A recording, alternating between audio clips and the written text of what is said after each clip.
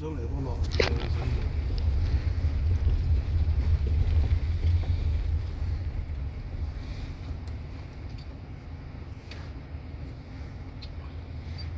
內地今年第8次調整油價，亦係今年首次減油價。跟住翻嚟嘅新聞仲有，日本修改規定允許出口殺傷性武器，中方表示嚴重關切日本加速再軍事化。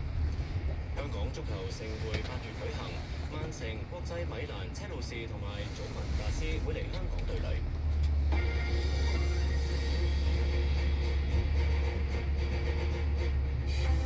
河套深港科技創新合作區係國家重要戰略平台，香港園區坐擁一河兩岸、一區兩園嘅獨特優勢，擔當國家開闢創新制度嘅試驗田。